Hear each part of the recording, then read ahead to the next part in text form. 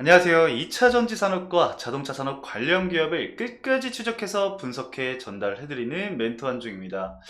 제가 이번 영상에서 여러분들에게 설명을 도와드릴 기업은요, 바로 이 평화홀딩스라는 기업입니다.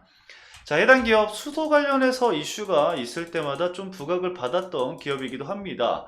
이 기업이 실질적으로 이 수소 관련해서 엮여 있는지, 그럼 어떻게 엮여 있는지, 그리고 이 부분으로 인해서 과연 수익성이 좀 개선이 될지, 이 사업이 미래의 먹거리가 될 수 있는 사업인지 대해서 팩트를 좀 체크해보는 영상, 이번 영상에서 말씀을 드릴 거니까요, 여러분들 집중해서 시청해 주시길 바라겠습니다.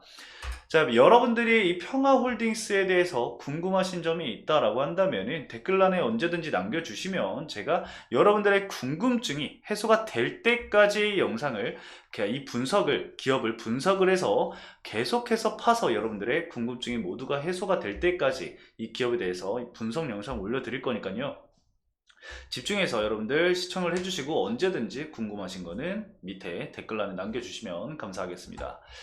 자, 우선 평화홀딩스 관련해서 좀 말씀을 드리자면은, 이 평화홀딩스는 뭐 하는 기업이냐? 지주사죠.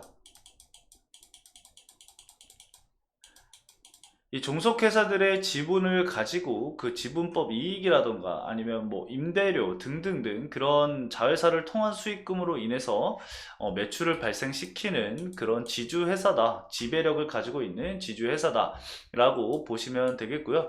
밑에 종속회사들이 이렇게 있습니다. 좀 한번 읽어보시면 될 것 같고, 오늘 좀 말씀드릴 내용 중에 중요한 기업은 이 평화오일실공업에서 자회사로 나온 기업에 대해서도 말씀을 드릴 겁니다.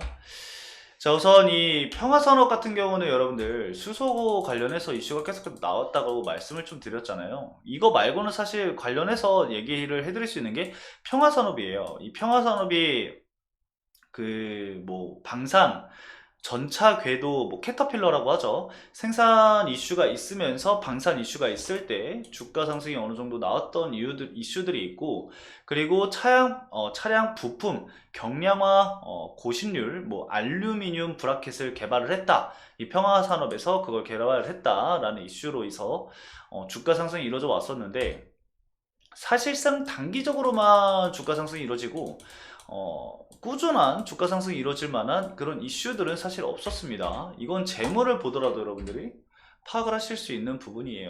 매출액은 좀 증대를 하고 있지만 영업이익이라던가 단기순이익은 개선이 되고 있는 모습이 보이지 않고 있는 상황이죠.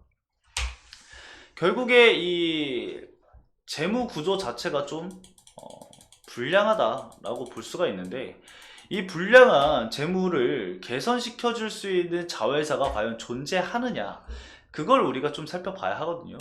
뭐 공시를 들어가서 보더라도 매출이랑 수주사항을 제대로 적어두지도 않았어요. 뭐 어느 기업에서 매출 비중이 어느 정도고 이런 기본적인 것도 적어놓지 않은 기업이거든요.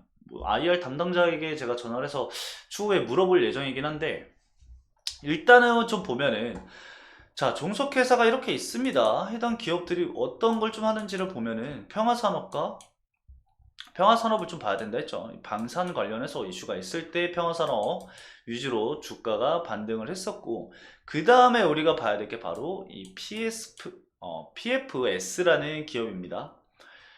이 기업이 실질적으로 이 수소 연료전지 관련주예요.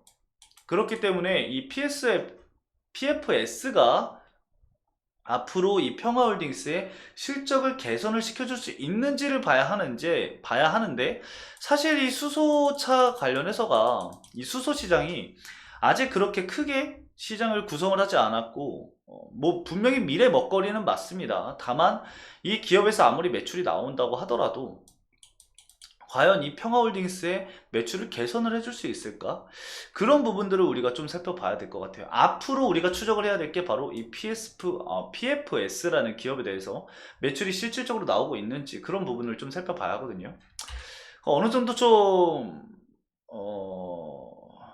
생각을 좀 해보면은 유추를 해볼 수 있는 게, 결국에는 수소 관련해서 팩트인 이 PFS가 결과적으로는 나중에는 상장을 하지 않을까,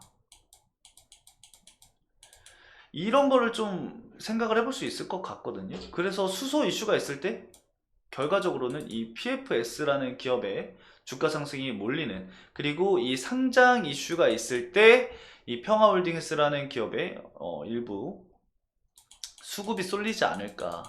이 수소 시장이 커진다, 뭐 수소 이슈가 이렇게 계속해서 활발하게 나오는 그런 시장이 형성이 된다라고 한다면은, 제가 봤을 때는 PFS라는 기업에 대한 상장에 대한 얘기가 조금씩 나올 수 있을 것 같다라는 조심스러운 예상을 좀 해볼 수 있을 것 같습니다. 그거 외적으로는 사실 지금 딱히 수익성 개선이라던가 뭔가 이 평화홀딩스를 좋은 점수를 줄 만한 그런 이슈들은 사실 지금 없는 상태예요. 그래서 현재는 뭘로 대응을 해야 된다? 차트로 대응을 해야 된다. 기술적으로 대응을 해야 되는 부분이어서, 일단은 이번 영상에서는 제가 여러분들이 뭘 보셔야 하고 어떤 부분이 앞으로 중점적으로 좀 체크를 해야 될지에 대해서 말씀을 드렸다라고 한다면은, 다음 영상에서는 이 차트적인 부분으로 해서 여러분들이 대응을 해야 되는 이런 지지 구간들과 현재 기술적 반등이 나온다라고 한다면은 이 저항대는 어디까지 좀 봐야 하는지, 이런 부분에 대해서 말씀을 드려보는 시간을 가져볼 거고요. 지금 당장에 개선 사항이 없다라고 말씀을 드렸다고 해서 여러분들이 기분 나빠할 게 아니라, 우리가 앞으로 봐야 될 부분들을 보자라고 말씀을 명확하게 드린 거고, 기술적으로 대응을 해야 되는 부분들은 기술적으로 대응을 하면서 앞으로 우리가 주가 대응을 이뤄 나가야 된다라는 거거든요. 이 바닥 구간을 깨고 내려가는데 굳이 이거를 가지고 갈 필요는 없다라고 좀 말씀을 드릴 수 있을 것 같아요. 적절한 구간에서 대응을 하면서 추후에 제가 말씀드렸던 이런 흐름들이 나온다라고 한다면은, 이슈 플로우가 나온다라고 한다면은, 다시 주가가 반등이 이루어질 때 이런 추세 전환이 나오는 시점에서 재진입해도 늦지 않는다라고 좀 말씀을 드릴 수 있을 것 같아요. 기회 비용이라는 게 있습니다, 여러분들. 기회 비용이라는 게 있어요. 그렇기 때문에 제가 여러분들 끝까지 이거를 좀 추적을 하면서 여러분들이 적절하게 좀 대응할 수 있는 구간들을 맥점을 좀 잡아가고, 차트적인 부분들을 대응을 하면서 실질적으로 얘가 추세 전환이 이루어졌을 때 과연 앞으로 기존에 없었던 이 실적 개선들이 나올 수 있는 것들이 나와주느냐, 그런 부분들을 제가 계속해서 추적을 해서 여러분들에게 말씀을 드리고 전달을 해드릴 테니까요. 여러분들은 제 영상 팔로우 하시면서 편안하게 여러분들이 굳이 추적하지 않으셔도 돼요. 제가 추적을 해서 말씀을 드릴 거니까요. 여러분들은 저 따라오시면서, 저 멘토 한중이를 좀 따라오시면서 영상, 좀 다음 영상들을 기대를 해 주셨으면 좋겠습니다. 자, 이번 영상은 좀 간단하게 말씀을 드리고, 여러분들이 어떤 시선으로 좀 종목을 봐야 하는지에 대해서 말씀을 드렸다라고 한다면, 다음에는 우리가 좀 명확하게 알고 넘어가야 될 이런 차트적인 부분들을 말씀을 드릴 거니까요. 다음 영상도 기대를 좀 해주시면서 저를 좀 따라와 주시면 좋을 것 같습니다.